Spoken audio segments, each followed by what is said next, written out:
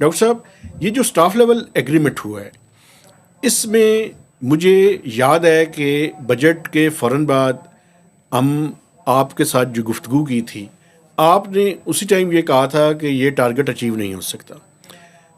अब IMF और हुकूमत पाकिस्तान ने इस बात को तस्लीम कर लिया है। हालांकि प्राइम मिनिस्टर ने एक अलग कॉन्टेक्स्ट दिया, उन्होंने कहा जी कि 12,100 हमारा इस टाइम टारगेट था। IMF ने कहा था कि आप इतना करेंगे, लेकिन हमने उन्हें कहा कि नहीं, हम 12,300 कर लेंगे। तो मेरा कहने का मकसद ये है कि ये टारगेट के बारे में आपकी राय जो है वो ठीक साबित हुई। अब मुझे ये बताएं कि ये जो एक्चुअल IMF के साथ जो टारगेट एग्री हुआ है वो 12,334 अरब रुपए है। आप समझते हैं कि ये अचीव हो जाएगा? अगर हो जाएगा तो क्यों, और नहीं होगा तो वो क्यों? मेहताब साहब, मेरे ख्याल के मुताबिक तो ये नहीं अचीव होगा। अगर आप याद करें, कोई 1 माह पहले भी हमने यहाँ बैठ के गुफ्तगू की थी, और वहाँ मेरा ख्याल है मैंने कहा था कि जो ओरिजिनल टारगेट था, अब तो 12,300 और 100 की बात हो रही है ना, ओरिजिनल तो 12,900 कुछ था ना, उससे 1,000 का शॉर्टफॉल होगा। यानी कि 12,000 करना मुश्किल होगा, बहुत ज़्यादा मुश्किल होगा कि 12,000 कर सके हम।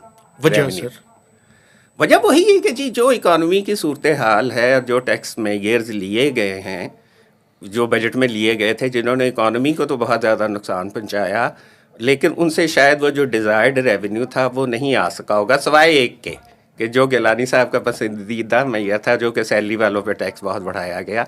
उसमें वो शायद पहले भी हम बात कर चुके हैं कि 85 बिलियन का एक्स्ट्रा एडिशनैलिटी की गई थी, और जो अखबार में मैंने 2-3 दिन पढ़ा है कि 130 बिलियन ऑलरेडी आ चुके हैं। वो बहुत ज़्यादा इजाफा हो रहा है। ठीक है ना जी, उसमें बहुत ज़्यादा इजाफा हो रहा है, क्योंकि वो वही जो हम बात पहले करते रहे हैं कि सैलरी वाले जो है वो एक आसान जो है सेक्शन है कि जिससे आप आराम से टैक्स ले सकते हैं। अच्छा सर, एक चीज़ और, क्योंकि ये बड़ी इंपॉर्टेंट है और लोगों का इसके अंदर इंटरेस्ट भी है।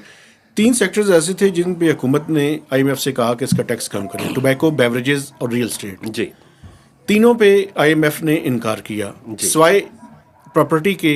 जो फर्स्ट ट्रांजैक्शन पे FED है, उसको एबॉलिश करने से IMF ने एग्री किया है।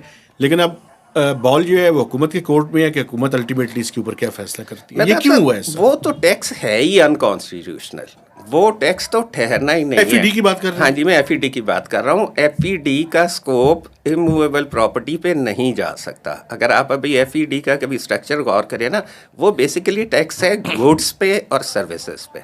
ठीक है ना जी। जो इमूवेबल प्रॉपर्टी है, घर है या प्लॉट है या ज़मीन है, वो गुड्स की डेफिनेशन में नहीं आता।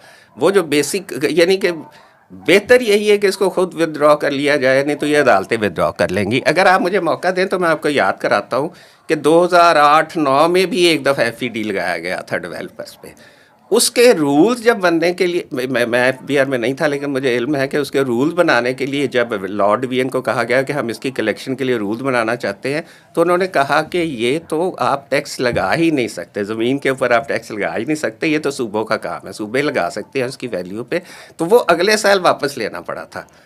अब जैसे ओवरऑल सोसाइटी के हर शोबे में थोड़ी सी जो डिटीरियोरेशन हो रही है, तो शायद लॉर्ड वीएन को भी ये याद नहीं रहा होगा कि ये टैक्स कॉन्स्टिट्यूशनल नहीं था, इसको नहीं लगाना ही नहीं चाहिए था। इसको अच्छा है कि FED IMF के ज़ुम्मे डाल के या उस सेक्टर को रिलीफ देने के नाम पे विदड्रॉ कर ले, अदरवाइज इससे आना कुछ नहीं है। अच्छा सर, दूसरा टोबैको और बेवरेजेस। जी, देखिए ना, टोबैको और बेवरेजेस पर प्रॉब्लम यही आता है कि हम इतनी जल्दी क्यों बदल लेते हैं अपने इरादे, हम इतनी जल्दी क्यों बदल लेते हैं कि एक दफ़ा देखें ना, आप टैक्स लगाते हैं, 6 महीने पहले एक टैक्स बढ़ाते हैं, फिर 6 महीने बाद आपको अचानक ख्याल आता है कि नहीं जी ये बढ़ाने से हमें नुकसान हो। लेकिन सर ट्रांजैक्शंस कम हो गई हैं ना। ट्रांजैक्शन कम हो गई है ना, तो फिर आप इस पे भी तो कभी गौर करें ना कि जो जिन लोगों ने इतना इसको बढ़ा दिया था, टोबैको वाला बहुत ज़्यादा बढ़ा था, इस बजट में नहीं बढ़ा था, उससे एक अलहदा सेपरेट कोई मेरा ख्याल है ऑर्डिनेंस या एक्ट आया था, उसमें वो एक मिनी बजट आया था। हाँ जी, और उसमें बेतहाशा उसको बढ़ा दिया गया था। 200% यकदम। शायद FBR उसका सपोर्ट भी नहीं कर रहा था कि इतना ज़्यादा इसे बढ़ाया जाए, लेकिन वो बढ़ा दिया गया, तो और उसका वो काउंटर प्रोडक्टिव साबित हुआ। तो इसलिए अब इसको रिव्यू करने की ज़रूरत है। तो लेकिन असल मसला ये है कि आप फिर भी जो है ना, जिन लोगों को रिलीफ देनी चाहिए, जैसे अभी हम सैलरी वालों की बात कर रहे हैं, जी सर, उनको हम रिलीफ क्यों नहीं देते? हम कुछ स्पेशल इंटरेस्ट को क्यों रिलीफ देना चाहते हैं?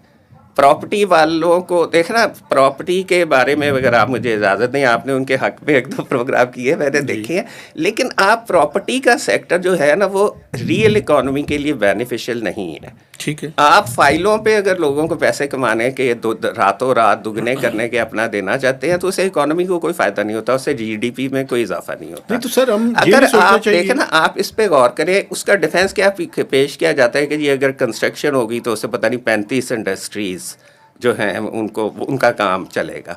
आप डायरेक्टली उन इंडस्ट्रीज को क्यों नहीं रिलीफ दे देते? नहीं, वो दे आपने सीमेंट पे जो है एफईडी इस बढ़ा दिया बजट था। में बढ़ाई थी, काफी ज्यादा बढ़ाई थी। पहले इसी बढ़ाई, तरह फिर स्टील आखिर पे में दोबारा ज्यादा बढ़ा दी। जी और ज्यादा बढ़ा दी। अगर आप कंस्ट्रक्शन को प्रमोट करना चाहते हैं तो आप उन इंडस्ट्रीज को दें कि जिनके प्रोडक्ट्स जो है कंस्ट्रक्शन में इस्तेमाल होने हैं। जब आप प्रॉपर्टी पे काम करेंगे ना तो वो प्रॉपर्टी का जो स्पेकुलेटिव ट्रांजैक्शन है ना वो बढ़ जाती है। अच्छा सर, एक इसमें ये भी आर्गूमेंट है जी, वो ये है कि सर ये जो फाइल्स हैं इनको किसी तरीके से हमें नेट के अंदर नहीं लाना चाहिए सर? लाना चाहिए बिल्कुल, क्योंकि बजाय इसके कि ये नेट से बाहर रहें, ट्रांजैक्शंस करते रहें, क्योंकि मुझे ज़ाती तौर पे पता है जी। ये काम इस तरह से हो रहा है, जी उस पे जो है वो ज़्यादा तवज्जो देने की ज़रूरत नहीं है। उसमें आपके बहुत ज़्यादा तवज्जो देने की ज़रूरत है। और उस पे अगर जैसे हमें बड़ा शौक है ना, हम फॉरेन कंसल्टेंट्स हायर करते हैं और उनसे बड़े बड़े डॉलरों के दे के उनसे करवाते हैं, उनसे इस मसले का हल करवाएं। कोई फॉरेन कंसल्टेंट हमें आके ये बता दे कि इस ट्रांजेक्शंस को हमने डॉक्यूमेंट कैसे करना है, क्योंकि ना वो रजिस्टर होती है। फाइल आज मेरे पास है, मैंने आपको दी डबल कीमत पे, आपने गिलानी साहब को दी, किसी को कोई पता आपसे डिबेट उस तरह की नहीं करना चाहता, लेकिन सर आप जैसे लोग जो इस मुल्क में मौजूद हैं, जी हमने फॉरेन कंसल्टेंट से ही सारे काम करवाने हैं, कोई अक्ल की चीज़ अपने लोगों से नहीं सीखनी। नहीं, वो मैं इसलिए कह रहा हूँ कि हम करवा नहीं रहे। आपने एफबीआर की रिफॉर्म्स के लिए भी पता नहीं मैकेंजी और ये किन किन चीज़ों को हायर किया हुआ है, तो फिर उनसे वाकई कोई काम भी ले ना, उनसे कोई वाकई काम भी ले। लेकिन बहरहाल ये वो जोक्स अपार्ट, इस मसले का हल करना चाहिए। अगर हम प्रॉपर्टी के सेक्टर को रेगुलेट करना चाहते हैं और ये चाहते हैं कि जी वहाँ से जो इनकम आ रही है उस पर टैक्स भी आए, तो ये जो फाइलों वाला मसला है ना, उन ट्रांजैक्शंस का मसला है जो कि बाहर बारी हो जाती है, जहाँ की रजिस्टर नहीं होती, इसका कोई हल सीरियसली रियल करना ये जो ये हाउसिंग सोसाइटीज़ के हैं सर जी, इनको विदहोल्डिंग एजेंट ना करार दे दिया जाए और कहा जाए कि आपने जो भी बेचनी है फाइल वो आप उसकी वो करेंगे और एफबीआर उसका ऑडिट करे, कुछ ना कुछ तो आएगा ना सर। कुछ यही मैं कह रहा हूँ ना कि इस पे बैठ के कोई 5-6 महीने लगा के, ये कोई रातों रात के मसले हल होने वाले नहीं, ये सालों में पैदा हुए। अगर आप याद करेंगे तो ये जो फाइलों वाला बिजनेस है ये 2000 में मुशर्रफ साहब के दौर में शुरू हुआ था, सबसे पहले जब लोगों ने सारा कुछ छोड़ के तो यही काम कर दिया। फिर वो बबल एक दफा बंद हुआ, फिर लोगों की फाइलें पड़ी, ये डीएचएस वाले भी इसके प्रमोटर और प्रोटेक्टर्स हैं ना। ये तो जो भी हाउसिंग सेक्टर में काम कर रहे होंगे, जो भी कॉलोनी डेवलप हो रही होती है, तो उसमें ये एलिमेंट आ जाता है, तो इसको चेक करने की जरूरत है। फिर उसके बाद आप खोलें बिल्कुल इसको सेक्टर को। बिल्कुल आपने सही कहा कि रिलीफ दें,